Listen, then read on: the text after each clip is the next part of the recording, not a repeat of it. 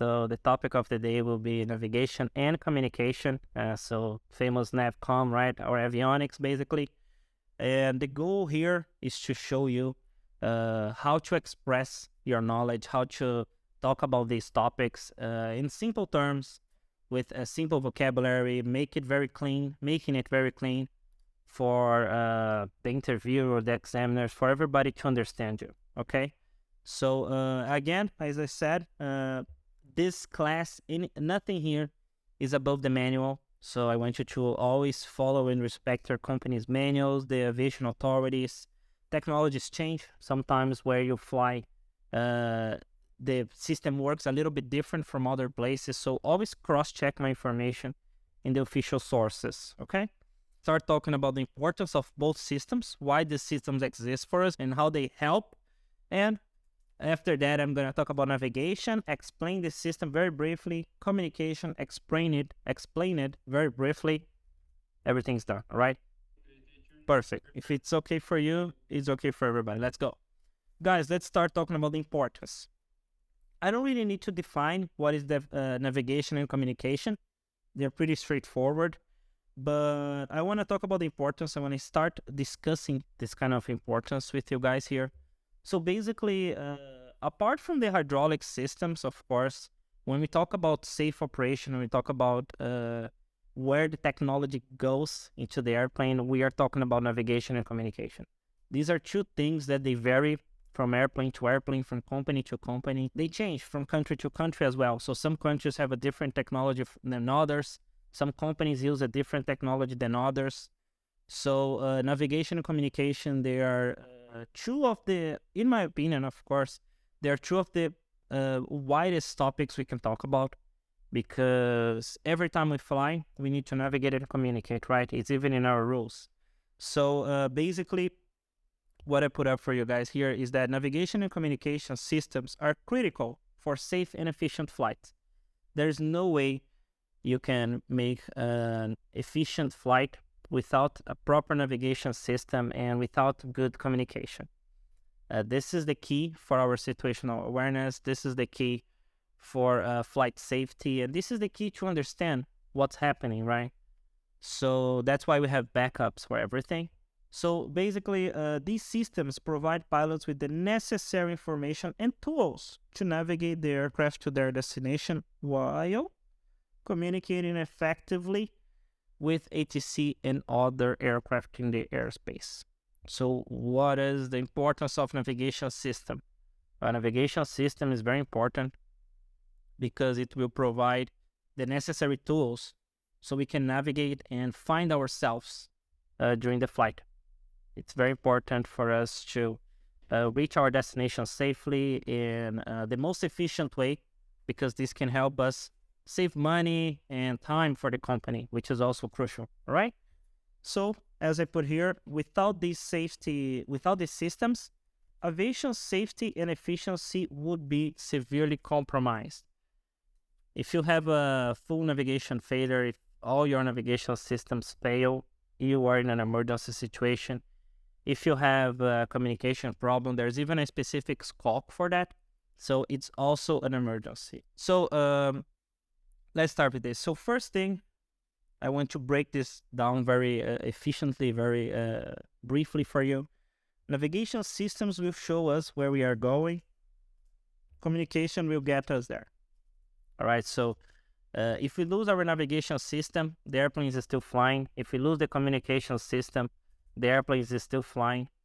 But basically, we are going to be blind towards others. We won't understand. We won't listen to other pilots' reports. We won't know where we are.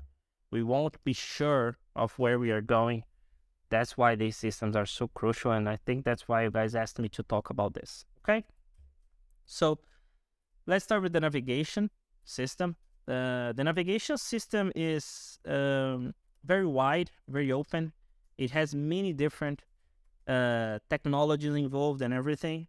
So basically, what I want you guys to know here is that commercial airplanes will navigate with pinpoint accuracy using a number of references, such as the GPS, the radio aids, and sometimes even the IRS as a backup, right? This is more common in airliners and bigger airplanes. And guys, help me. What is this pinpoint accuracy? What does this mean? Any idea? You don't know what it means? Precision. Perfect. It means that it's extremely precise. It's the point of a pin. All right. So pronunciation here, accuracy. If you don't want to compromise your test, if you're not comfortable with this pronunciation, you can use precision. All right. It's a very precise system. It's a very accurate system. So for you here, talking about the test, accurate and precise has the same meaning. All right? There's no reason to use accurate if you can't pronounce it correctly. For the test, we can keep precise. We can keep saying precise. This would be enough for us. Okay? So basically, the goal of navigation equipment is to be as precise and accurate as possible. Modern equipment have pinpoint accuracy. It means they're very, very, very precise, all right? And when it comes to accuracy, these systems vary a lot. We have a wide range of accuracy. I'm pretty sure that when you started your private pilot's flight training, when you started your course and everything, the first technology you had to navigate was a compass. Not reliable. It's not precise. It shows us an approximate direction, approximate heading, and many things can interfere, right? Even the fuselage of the airplane can interfere with the compass.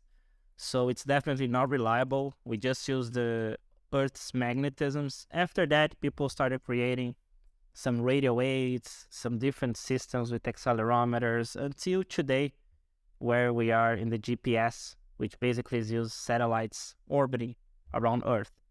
So every time someone creates something for navigation purposes, for the navigation systems, they try to make it more precise. If we have precision, we save time, we save money, we increase flight safety. That's the only goal for navigation. Only goal to invest in navigation equipment, right? And now I want your help. You already know this. Guys, which system is based on the accelerometers and gyroscopes? Any idea? Inertial system. Perfect. Inertial system. Nice. So inertial system. Inertial reference system or inertial navigation system. It depends a lot. Some people call it one way, some people call it the other.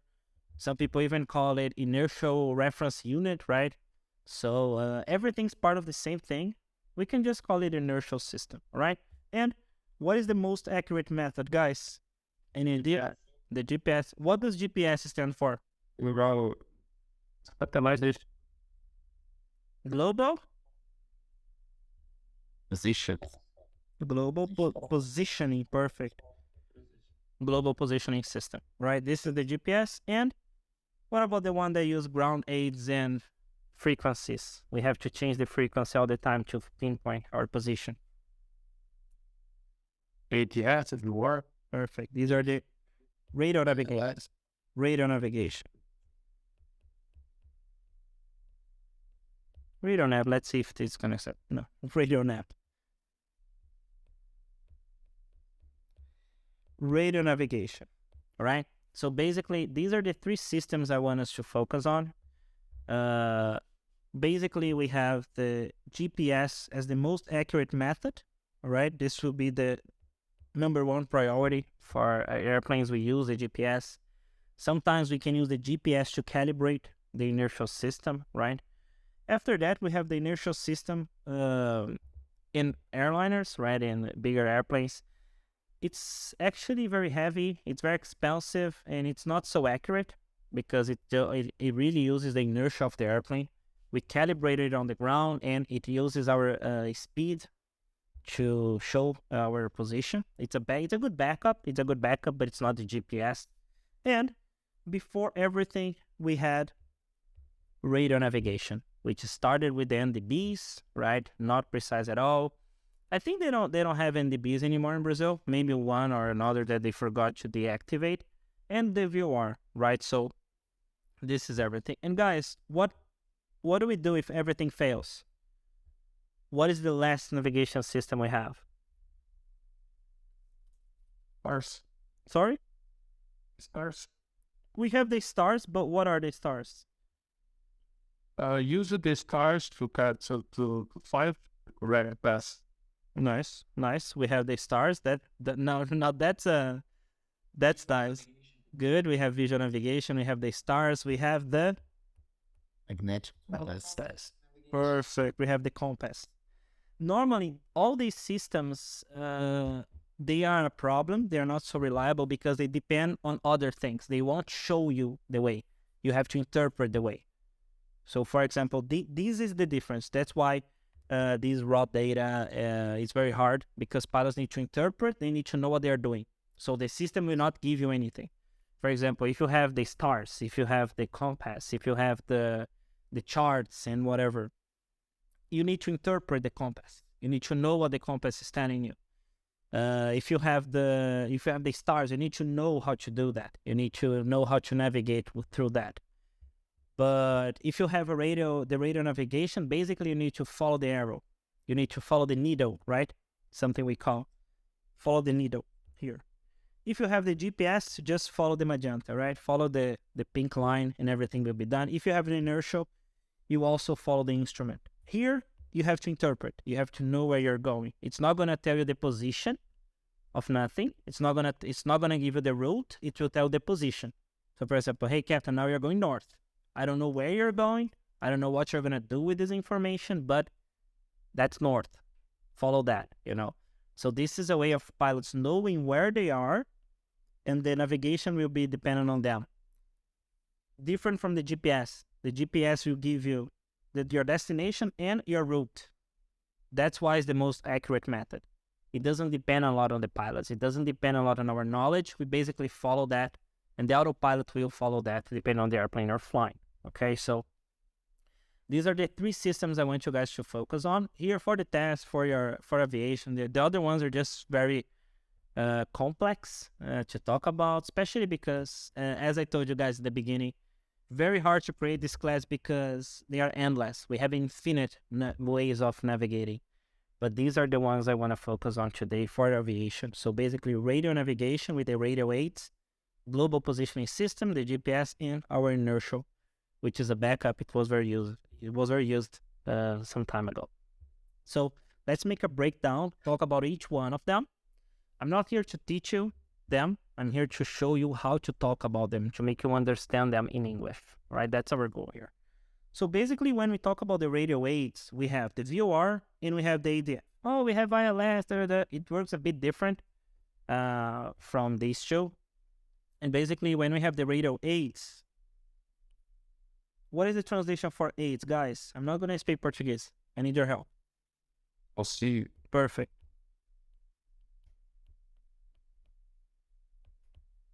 All right. So some radio assistance, radio aids. We use these all the time. First aid kit is the thing with basic equipment, with basic tools, so you can help a person. All right. Initial aid. It's the first assistance you can give to somebody. Okay. So we have the radio aids, which are the VOR, which operates in high frequency, and the ADF, which uses lower frequencies. Okay. So basically, this is how a radio aid is gonna work. They are located on the ground, so you need an external system, and they will send out a radio beam. All right, this is a radio beam to the aircraft. So the aircraft will actually point to the station, and that's how people use it to navigate. Some people still navigate with this, right? So you have the frequency for this tower. You're gonna receive the beam. Your needle is going to point to the tower. When you get here, you do the same thing. All right? So that's how we use it to navigate. That's how some airways were built. They had some radio aids, and we would use the radio aid until the antenna. When we enter the antenna, would block it and proceed to the other one. All right? That's how we would navigate and find ourselves. All right? This is not so good, of course. it's not so good, because or else they would stop investing in this, because there are some interferences. Weather can interfere with radar navigation. The terrain can interfere with this, so the antennas can be down. Most pilots, I'm pretty sure some of you have experienced this, where you were flying, one antenna was out of service, so you had to find your way, you had to change your route maybe because of one antenna. So there are some problems here with weather, with the aircraft equipment, with the ground equipment, and with the terrain. So everything impacts. So for example, if you have this, if you had a mountain ridge in the middle, maybe you wouldn't see that, right? That's why we needed to fly high. If you fly too high, you're not going to receive the beam. So there were many limitations regarding this. Normally, we use these systems, this system, right? So just the ADF is not even being used anymore. Normally, people are going to use the VOR to help with instrument procedures, with other instrument approaches as well, but not to navigate. We don't use the GPS to navigate, to have a route and everything anymore, because it doesn't really work. We have better technologies available. Okay? Guys, about the radio aids, any question about the difficulties and interference and whatever? Any questions? Guys, can help me out here. I know I have the tendency to rush more than I should. Is it too fast? Is the English okay? Am I speaking too fast? Are the terms complicated? You guys want me to put some flaps here in my speech, or everything's okay? Okay, teacher. Okay? It's okay. Perfect. If it's okay for you guys, it's great for me. So let's continue. Nice. Radio aids, that's what I want you to know, all right? They use ground facilities that will show the direction for the pilots. Inside the aircraft, we have a receiver that will point to the station. That's how it works. Very simple technology. It works, it's effective, but after that, people started using the inertial reference system, or the inertial navigation system, or inertial reference unit. Depends on how you want to call it, all right? So basically, the inertial, the name says it all. It's gonna use a law of physics, right? That is inertia. Is the inertia. The IRS uses a combination of accelerometers to show the movement, and gyroscopes for latitude and longitude, if I'm not mistaken, to calculate any movement and acceleration of the aircraft. So basically, we are going to calibrate this system before the flight. So at the start of the flight, the crew inserts the aircraft's exact location into the IRS with latitude and longitude, so we calibrate it. It then uses any acceleration to calculate the aircraft's position based on this movement. All right? To make it simpler, normally the GPS calibrates the inertia. And when the GPS is down, the inertia can continue with that. Okay, so this is what I want you guys to know about it. Inertial system uses ground calibration and accelerometers to follow the movement of the aircraft and give the pilots an approximate location.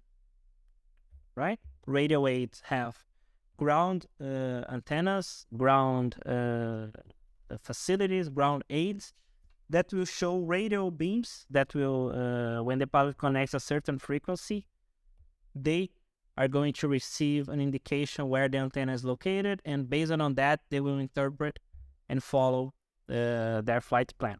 So this is the reference system, and we have the best technology that was implemented into aviation. In my opinion, this is the best technology aviation has ever received.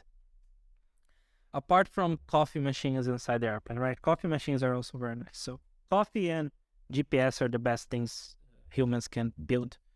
So we have the GPS, which is the main system. So this is the main and most accurate navigation system on modern commercial aircraft. The GPS basically uses satellite triangulation to pinpoint, it's so accurate, to pinpoint the aircraft's position. It is capable of creating waypoints to generate direct routes, precision approaches, and departure procedures. So the GPS doesn't use anything on the ground. It will basically scan the area. We will have, I think, four is the minimum is 4 for aviation, right? 4 satellites. I might be wrong here. I forgot. 4, right? Is the GPS 4 satellite? I think it is, right? We have one redundant. Yes, it's the minimum. Yeah, 4 will have the triangulation. One is for backup. Yeah, that's it. So basically, we're gonna have some satellites that will map out the area, create the waypoints, and show it in the pilot's screen. So that's it. The GPS is the main one. It doesn't use ground systems, ground equipment, only satellites. And normally, this is used in commercial aircraft, right? So this is used basically like this. The pilots will load the route data. The pilots will load the route data and flight information into the GPS screen or FMC. FMC is the flight management computer, flight management system. Doesn't matter what your company calls it. All right. So pilots will load the data inside the GPS screen or the FMC, and then it will show us the magenta. It will show us the pink line, purple line, magenta line for us to follow. This is the main system because it will provide direct routes. It's going to improve flight safety. It's going to reduce flight time, consequently decreasing operational costs. All right, so this is the importance of GPS for aviation. GPS is the main navigation system. It is the most accurate or precise. Let's change for precise. So GPS is the main navigation system. It's the most precise navigation equipment we have on board, and basically uses satellite triangulation to create waypoints that will show the pilots the route they must follow. The GPS is normally set up before the flight so pilots can see the route. However, we have the benefit, we have the advantage that we can change the GPS anytime. If you go in your screen and you type another route, it's already there. It's already plotted for us. Okay, so the GPS are going to create waypoints, which basically, I'm not going to risk drawing. Nope. I am going to draw. I'm not sure what's pinpoint mean. Pinpoint is basically this. This is a pin, right? I have the... Let me see if I can find a pin here.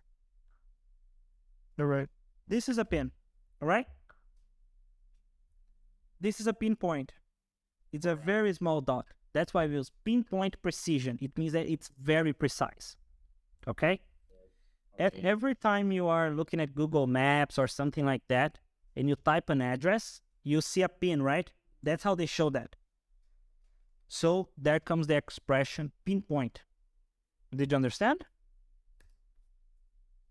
Yes. Yeah. There's still thing. Nice. So basically, that's why every time you'll have the GPS in your car, and you type an address, you see a pin because it's the expression pinpoint. All right?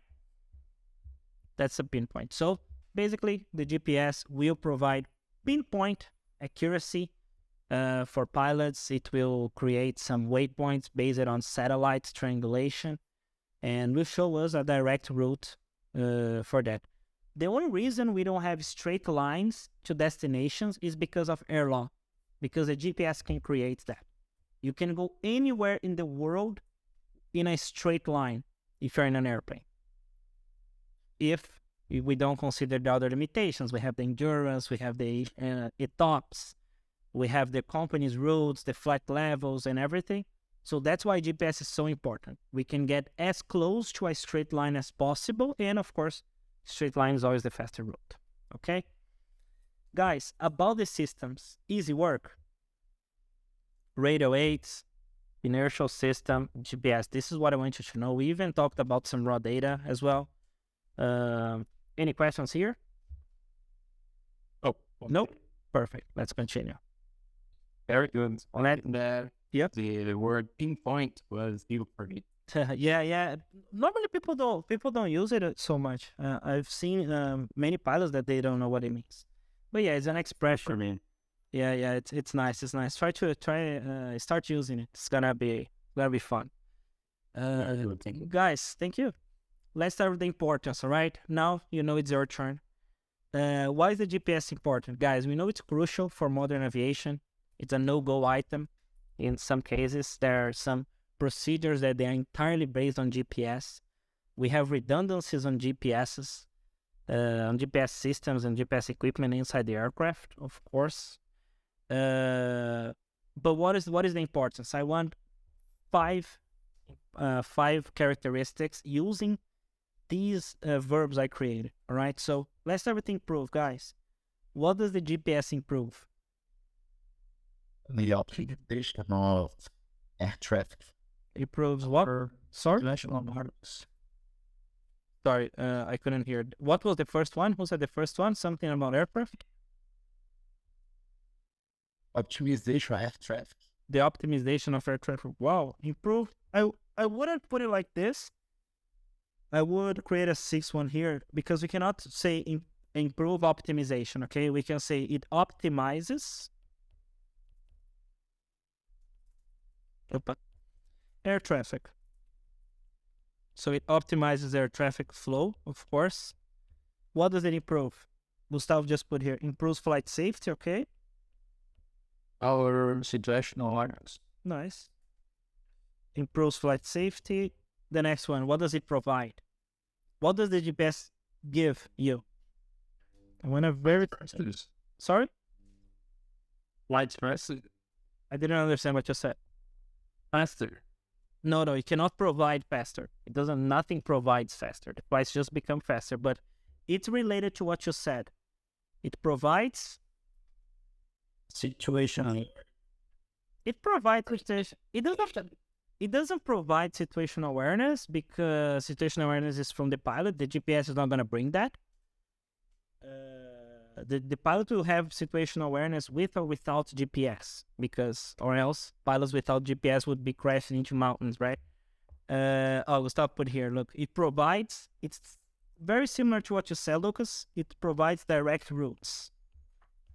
Okay. Right? Consequently, it reduces flight time. And consumption. Perfect. Reduces, decreases flight time, reduces fuel consumption. Gas pollution. Fuel consumption, gas emissions, carbon footprint.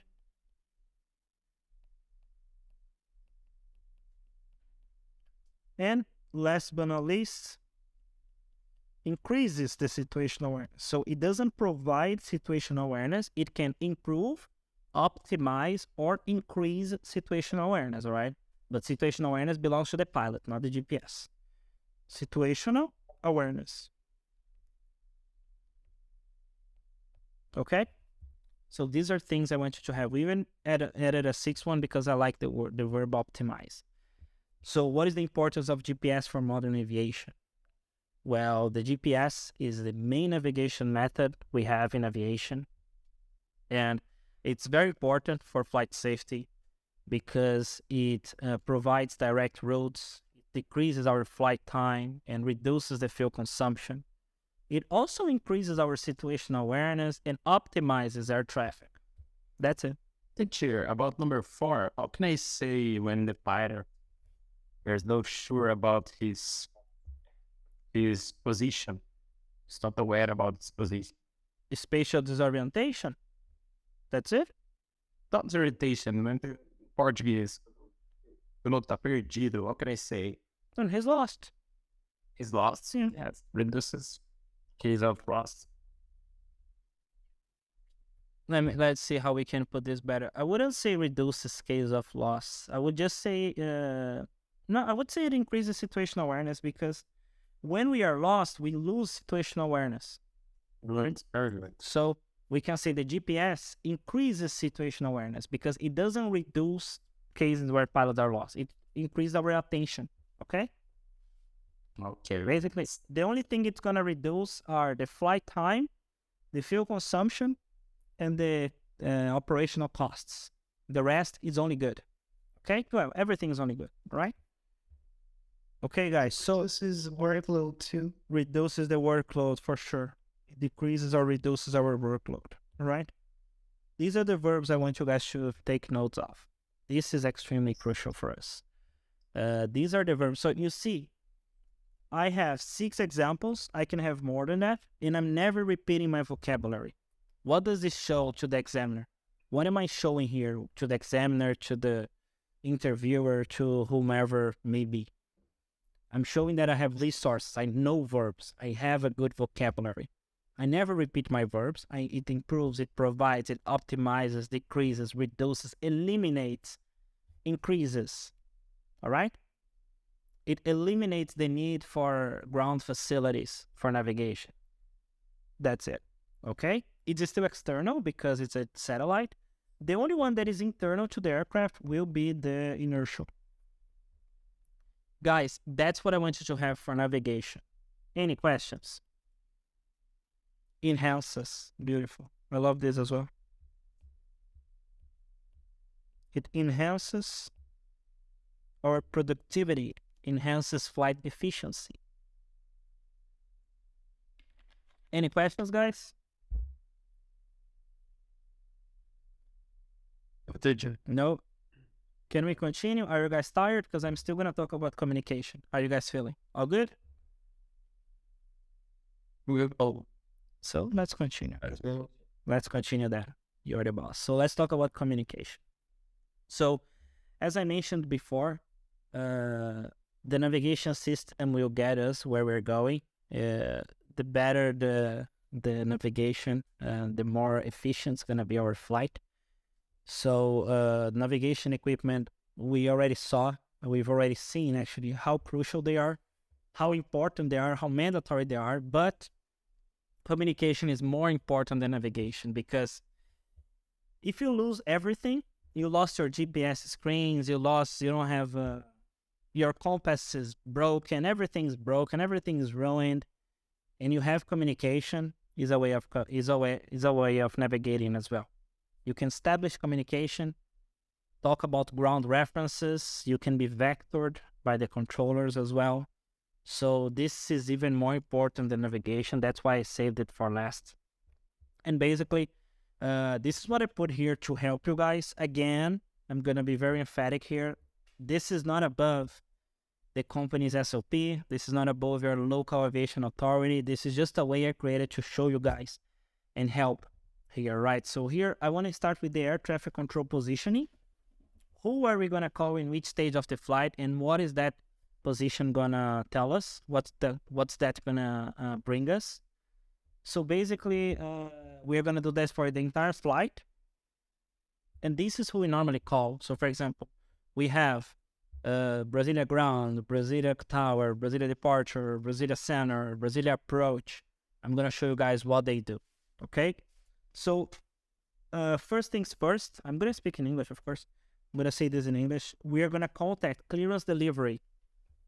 When we contact clearance, Dubai clearance, New York clearance, we are actually asking them to approve our flight plan, to see if our flight plan was approved. So we have a clearance. Clearance is the same thing as an authorization, all right? So first thing, we're going to talk to the clearance, get our approved flight plan. Then we are going to call ground to get our pushback approval, our taxi instruction, and clearances. So we talk to the clearance delivery, we receive our flight plan clearance, we talk to ground, we get our pushback approval, so ready for push and start, right? Your pushback is approved. Then when after that, we're gonna taxi to the runway. We're gonna taxi following all the instructions. We have all our responsibilities during taxi. And then we are going to be handed off. We're going to be handed off to the tower. Basically, the control tower will grant, it's the same thing as provide. They will provide takeoff clearance, assign our initial headings, and will hand us off to departure control. Okay? So we're going to use tower until we become airborne. After we become airborne, they're going to give us a frequency. They're going to say, okay, airborne at 15, contact New York departure on, they're going to give you a frequency. The departure basically operates in the terminal area, so it will monitor the aircraft to the en route portion and provide instructions and separations. They will basically hand you off to the center.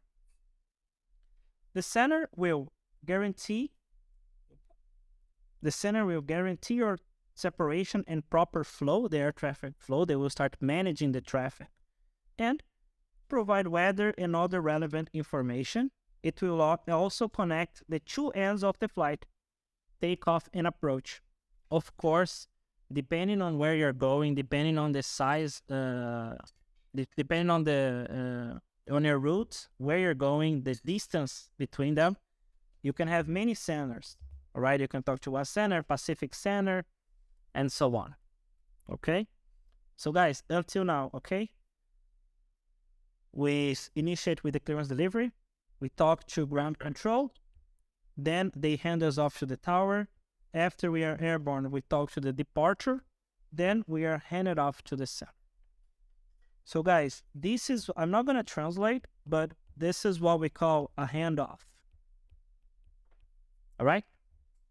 It means they're going to give you to the other controller after they finish their operation. So basically, ground control will proceed until the runway. They're going to hand you off to the tower. The tower is going to go until you have taken off. Then they're going to hand you off to the departure. The departure they're going to monitor your climb. They're going to provide some instructions if they have to, and hand you off to the center. The center will clear your entry in that airspace, and we will start managing the flight. They will give you route information about wake turbulence, balloons, or whatever, and also coordinate your flow. They're going to tell you guys if you can continue climbing, if you need to stop there, and everything. Again, yep. So heads off sounds like leaves. No, I wouldn't say leave. In this case, no, I wouldn't say leave. I would say hands off is deliver, basically. All right. They're gonna give you your call sign. So, for example, you are an F123. Yes. After they do this, they're gonna give your file to the tower. The tower is gonna give your file to the departure. The departure is gonna give your file, your snippet, to the center. Normally, I might be wrong here, but I think it's 30 minutes before you enter another center, they're gonna give you to the other center as well. So it's basically a handoff. That's why, for example, people who are not pilots, people who are not in aviation, they think everything's the tower, right? Oh, the tower told the pilot to taxi. Never. The ground control told the pilot to taxi. Sorry. Normally, in very small airports, you can have one controller doing all tasks, not a problem. But when you are talking, depending on the situation, is a different control. Guys, help me here. I don't think they have departure in Brazil. Do you have departure in Brazil? No, right? It's tower and control. Or you have it? I don't know. No, if you don't know, probably they don't have it. I don't think we have departure in Brazil. I think it's tower and control. Am I wrong? Am I right? If anybody knows, let me know. I don't think there is. I don't think there is a departure in Brazil. Normally it's tower, and we call it tower. In the FAA, at least, we need to change it. So basically, we have here Brasília, Guarulhos. The main point. So Brasília departure, Guarulhos, Congonhas, and Galeão. The most the busiest terminals have departure, because the tower needs to clear another aircraft as well, right? Beautiful. Thank you, Igor. Igor knows everything. So, clearance, ground, tower, departure. And this is very important for your test. I want you guys to use this in the test, all right? So, you have just departed from Guarulhos, and you suffered an engine fire on engine number 1. Inform the controller about the problem and request a return. So wait, I have just departed. I have just taken off. I'm in the departure zone. Guarulhos departure. Mayday, mayday, mayday, ANAC 123. I had an engine fire on engine number 1, requesting immediate return, fire, and medical assistance on the runway. All right? Have this in mind in the test. Every time they give you a scenario, you will know who you're going to talk to. After that, you're going to continue the easiest portion of the flight, the cruise phase of the flight. When it's ready to descend after a flight level, normally you're going to start descending here. You're going to start coming down until you talk to the approach. After that, you're going to call approach. Approach will basically assign headings, speed, and altitude limitations. So they will start slowing you down and getting you lower and preparing you for final approach procedure. After that, after you are on final, they will tell you to join the localizer and contact tower. Okay, so after you hand off, you're going to tell tower that you're down and locked. So pilots contact tower when they join the localizer on final. Tower will then sequence and provide landing clearance with weather and runway information. So this is the little localizer I tried to draw. And then after you touch down, you will vacate the runway. What is vacate, guys? What does vacate the runway mean? Hit the runway. Perfect. After you touch down, you're gonna roll out, right? Which is basically reduce the speed. You're gonna roll out, vacate the runway, contact ground, and receive taxi and parking instructions. That's normally how our communication flows during the flight. We get a clearance, we talk to the ground, we go until the holding point, we receive takeoff clearance, we become airborne, we talk to the departure, we receive some climb instructions. They hand us off to the center. The center will manage our flight. Then we are going to start descending again, talk to approach. Approach is going to coordinate our descent. We are going to join the localizer, contact tower, down and locked, land. After this, you can go to a bar, you can have a beer, you can do whatever. Okay? Easy work? That's good. Easy work, guys. Did I make any mistakes that doesn't fit our operation? That's our normal air traffic flow. Again, cross-check everything I'm telling you guys. But look at how much vocabulary we have here. And regarding this vocabulary, this is something you need to know. Because as I said a few classes ago, sucks, right? Okay, but I don't need that. They don't ask for this in the ICAO test. But come on. Some of you here, I know you are international pilots, and most people, before they reach this level, before they start flying these wide bodies, they don't care about this. And when they get this opportunity, when they start flying, they start performing international routes, that's when they see how real aviation works. Different airspaces, different centers, different control positions, right? Some pilots, they have good experience. They never talk to departure in Brazil. So you need to know who you're talking to at all times. That's how everything starts. All right. So always our initial calling is like who we are calling, who we are, where we are, what we want. All right. So you need to know these positions, not for the ICAO test. The ICAO test helps on part 2, but for your life, for aviation, for a screening process.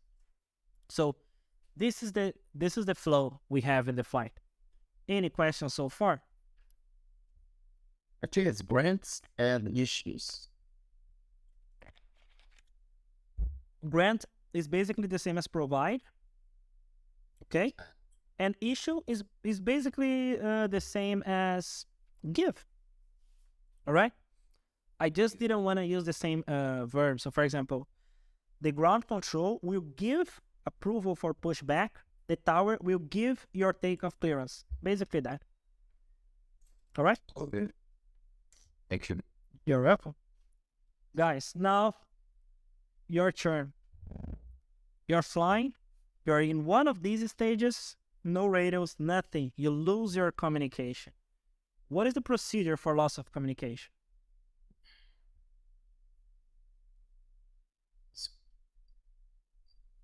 Talk 7 columns. That's the first step? I believe. The first step is fly the airplane. Okay. What about before that? You are flying the airplane. What do we Follow the flight plan. follow the flight plan? Okay, that's good. Call 7C00 and 121.5. Oh, you guys are so dramatic. What if it's not the radio? What if it's the controller? You didn't even try something else? How do you know if you have a problem receiving or sending? How do you know if it's the equipment in the airplane or the controller? Light signal. Actually, when you have this problem, the first thing you need to do, obviously, is change the frequency. Contact someone else. Contact the center. Change the frequency, right? So that's it. You don't squawk at first. You call someone, Guarulhos, São Paulo Center, São Paulo Center, São Paulo Center, Guarulhos Tower. If they receive you, it's not a problem with you. It's a problem with São Paulo Center, probably. All right? And So first thing, we need to change frequencies. All right? So now we killed that. We changed the frequency. Nobody's responding. Okay, so the problem is with me. What is the next step, guys? follow the flight plan. Follow the flight plan. We are going to do that in a way. What about after that? I know the problem is not the controller. I know the problem is with my equipment. I need to make sure about something else now. I don't know if I'm not receiving or if I'm not sending. Okay? So basically, Blind transmission. perfect. We change the frequency, then we proceed with a blind transmission. We don't know if people are listening to us. I don't have space here, but we are going to squawk 7600 and continue a blind transmission, because now I know it's not the frequency. Now I know it's with me. So I have a problem. I have to tell everyone I have a problem. So I squawk 7600. I continue my blind transmission, and then I follow the filed flight plan.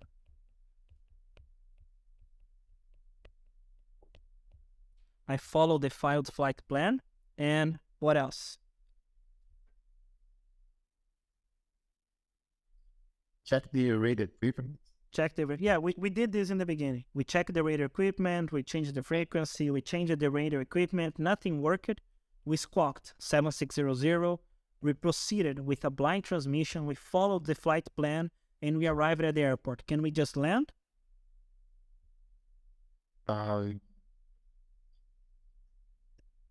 Nope. We'll hold it better on the yes. Initial approach phase. Perfect. We started holding in the initial approach fix, and we received the light signal. Then we are clear to land. We're going to receive a green light. We can go and land. That's the regular procedure, all right? The test, I'm not here to test your knowledge on this. The examiner is not there to test this. Maybe the interviewer is. So, Captain, what is the procedure in case of loss of communication? You say, well, if I lose communication, I would initially change the frequency or the radar equipment to make sure it wasn't in that device. If that doesn't work, I'm going to squawk 7600, continue my blind transmission, because I don't know if I'm just not receiving, and follow the filed flight plan. Arriving at the destination airport, I'm gonna perform some holdings at the initial approach fix, wait for the light signal, and land. That's the procedure. Okay? Basically, test the equipment, inform everybody, continue flying, and land. That's the essence of it. Okay? This is not from the class. I'm just here. I just had this idea right now. Guys, you have, let me see if you have another aircraft here, and the tower is not contacting these guys. They cannot reach these guys. So they're gonna ask you to talk to them. What is this called? So you are an actuator 3. These guys, I don't know, maybe ANAC 456. So they cannot contact 456. They cannot hear them. They can say, hey, ANAC 123, can you?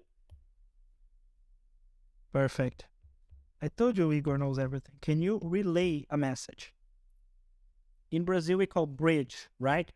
Can you make a bridge? In English, can you relay a message? Okay?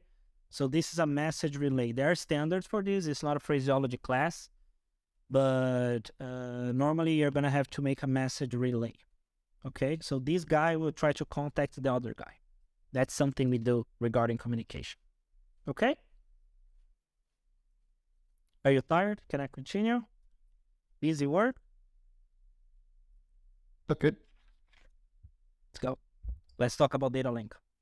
DATALINK is going to be very brief. I don't want to go too hard on this topic. But they have some questions about this. So what is DATALINK communication? Well, basically, DATALINK is a digital system that pilots use to send and receive written messages to the ATC and the company. The most popular ones are the ACARS and the CPDLC. There are some differences. Basically, the CPDLC will allow flight crew and air traffic controller to exchange messages, right? Instead of radio. Basically, it's a WhatsApp. It's a text message system. It's a WhatsApp inside the airplane. The CPDLC, we use it to talk to the controllers. It stands for Controller Pilot Data Link Communication. It's pilot and ATC. And we have ACARS. The ACARS is a bit more robust. The ACARS is a messaging system that allows aircraft to communicate with ground-based systems. This could be the airline, maintenance facilities, all right? This is basically the WhatsApp for your company and for the controllers. And one is the WhatsApp for your controllers. That's how I want you to understand it, okay? That's data link communication. It's a digital system. It doesn't use radio frequency. It's digital. And pilots will send and receive written messages. Got it? Any questions? No? I put here a little clearance here on ATC. Yep. ACARS sent a message quicker than CPDLC. It's not quick. It's not quicker. The difference is that we use ACARS. We can use ACARS to talk to the company, to maintenance facilities. Okay. I might be wrong here, but I think we can even talk to doctors. There's a system where we can talk to doctors, right? Using this. But of course, pilots are going to use the voice message, but you can talk to anything on the ground. All right? Okay. Of course, if they have the system. So CPDLC, controller pilot, ACARS, you can talk to the ground. All right? Okay. Not talk, right? Read and write. So I put a little difference here. What is the difference between ACARS and CPDLC? Of course, there are many others. We have the NTSB, we have the FANS, which is the Future Air Navigation System.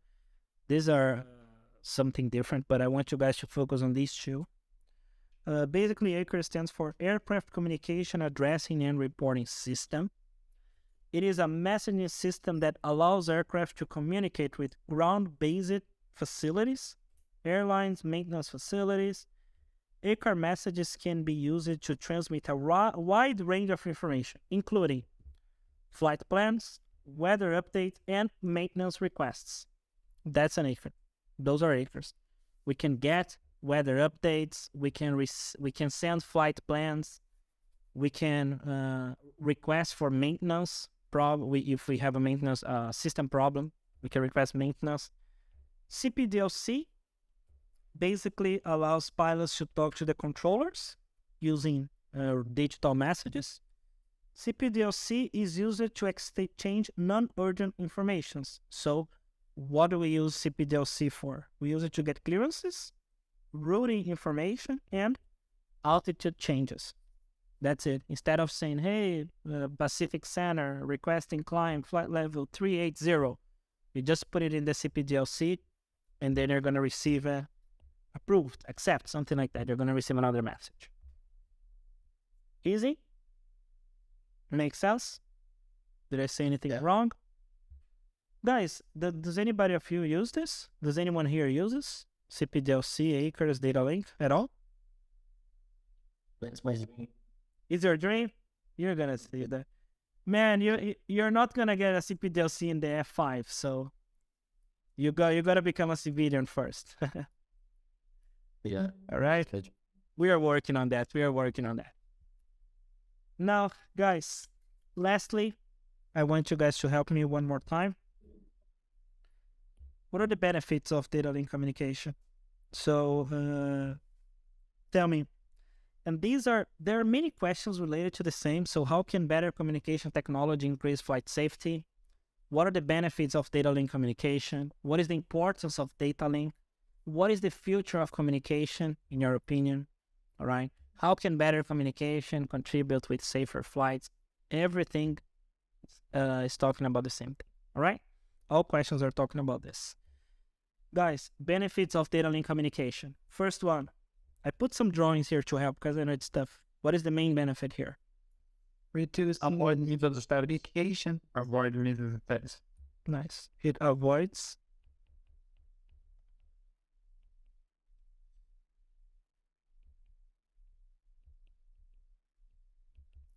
misunderstandings. Got it? Other one. Accent. Accent. But what is accent? I want the sentence.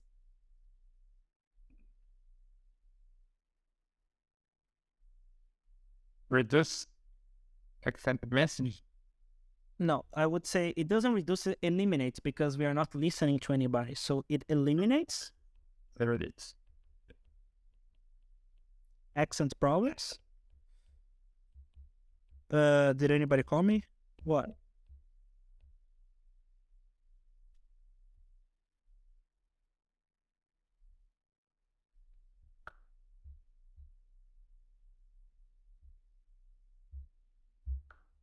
Did anybody ask something?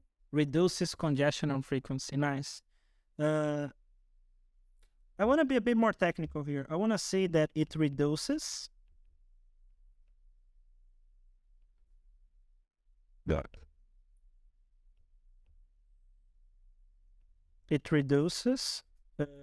bandwidth. No, I'm not going to say bandwidth. God, this sucks. It reduces radial congestion.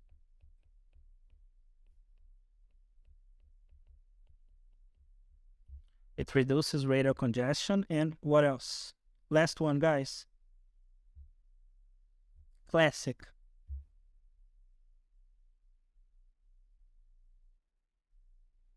So data link will avoid misunderstanding, eliminate accent problems, reduce radial congestion. Flight safety. Sorry? Contributes for flight safety. Perfect. Let's say increase.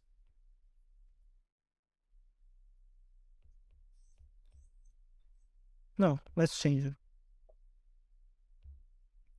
Enhances flight. It's never gonna get this. Yeah, I knew it.